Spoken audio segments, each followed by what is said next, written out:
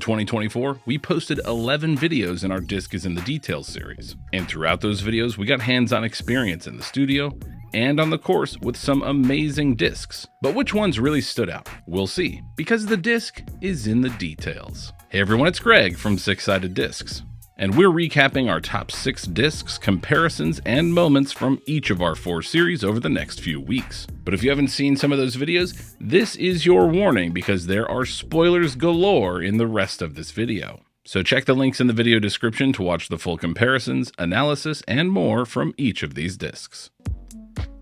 Let's kick things off at number 6 with one of the most radically different discs of 2024, the Luft Discs Neon. It's well known that players like the Discraft zone. In particular, puddle top zones are quite popular because that slightly inverted flight plate decreases glide and improves accuracy.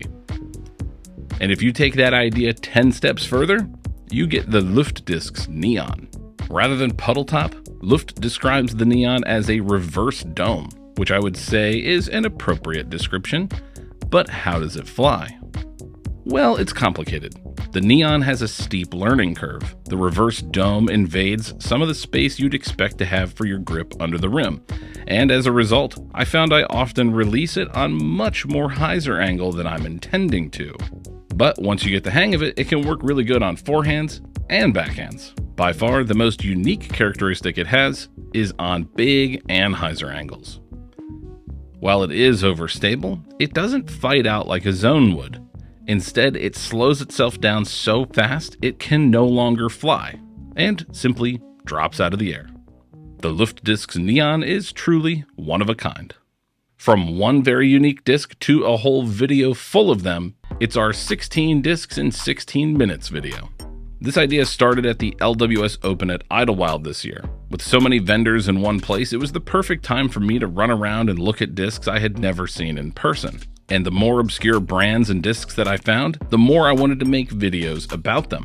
And realistically, the only way to pull that off was to cram all of them into one video, which got me wondering, how much information could I pack about each disc into 1 minute? Quite a bit, as it turns out. Some memorable discs from this video include the absolutely rock-hard Crown Me Morning and Gusso Driver, which are both some super cheap discs sold on Amazon. And both of those discs were actually purchased at the very next tournament we went to after the video came out. And both of these young men promptly threw their respective discs and broke them in half. How about that? We also learned in this video that the Goliath Discs Pillar is a crazy overstable Zone OS style approach disc. We also learned that the Launch Cypher is a beefy fairway driver with pretty good glow plastic. And we also learned that the NSH custom discs that are 3D printed are some of the most unique discs around, even if they are insanely understable. The thing that I remember most from this video, though, is the editing. For most of our videos, I can just edit the story, and the time or duration of it isn't really that important. But trying to condense all this information into exactly 1 minute each, or in a couple of instances trying to stretch out that information to fit within 1 minute, was a totally different type of challenge. Whether we try to do that again, I guess we'll see. Let's move on though from a unique disc to some unique experiences. I've had a few moments since starting this whole six-sided discs journey that I've had to really pinch myself and ask myself, is this real? Meeting Chris Dickerson and playing around with him in Tennessee was definitely one of them. Seeing my face here on the Disc Golf Expo website next to Simon Lizotte is kind of insane. And I'm grateful for all of those things. But I'm also grateful for the silly little things that my brain thinks of. Like when Caleb described the Doomsday Landmine as... Is an ice cream lid? And it seemed inevitable that at some point we would have to throw an ice cream lid. But what sort of video would afford us the opportunity to do that? Well, one about the weirdest discs we could find. And perhaps unsurprisingly, if you know anything about them, Doomsday discs featured heavily in this video. From the oversized but surprisingly useful Bunker Buster, to the extremely blocky and chunky Landmine,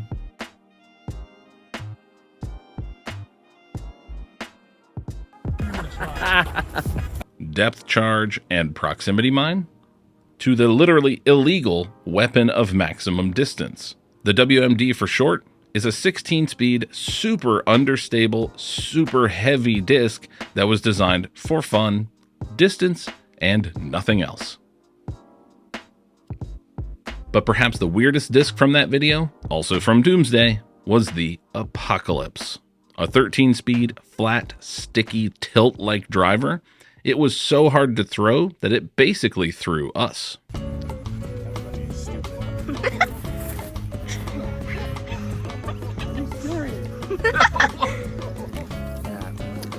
First throw with that upside down.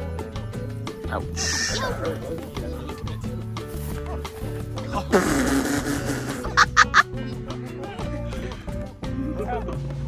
Where'd it go?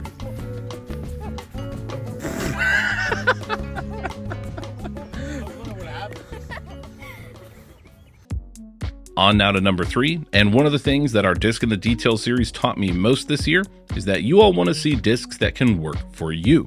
It's fun and exciting to see crazy discs, super over or understable discs, but at the end of the day, we all love disc golf because we play disc golf, and we want to get better because disc golf is hard. So when we talked all about hyzer flips and what discs worked well for them at lower arm speeds, you all ate it up. This is also a great example of a disc that I don't think many people were super excited about, the Dynamic Discs Maverick, sparking an idea that everyone was excited about: hyzer flips. And amazingly, this was the second most viewed video of the year in this series, behind one that we'll see in a couple minutes. Now on to number 2 on our countdown, we move on to Kastaplast and their fairway driver, the Idog, or Idog,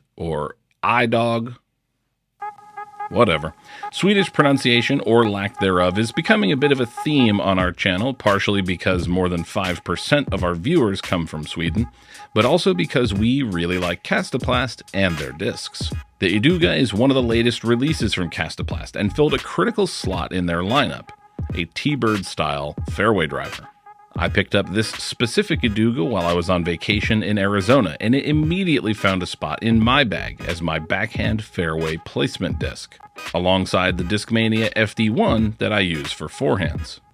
Reliably overstable, but not too much, made it workable and versatile.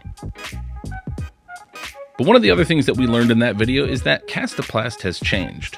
What made them unique in the past were their one-of-a-kind designs like the Berg and the Rask. But under the ownership of House of Discs, more marketable, less radical designs have become a priority. And while it's great to get well-designed, usable discs in their excellent K1 plastic, it does mean that Kastaplast loses a little bit of that DNA that made them so special. On to number 1, and really no 2024 reflection on the year of disc golf would be complete without the Disc of the Year, the MVP Trail. The MVP Trail has been a revelation this year, so much so that MVP has struggled to meet demand. By the way, if you're still shopping for a trail, maybe snag one of these custom stamped trails from sixsidediscs.com. Anyways, the trail has taken the market by storm, flying off the shelf and straight into players' bags, where it then flies out of their bags very straight indeed. And for all the work and planning that went into making one good video about the trail, they released a Proton version just days after our video released. So of course we had to buy one to compare, and it was just as good.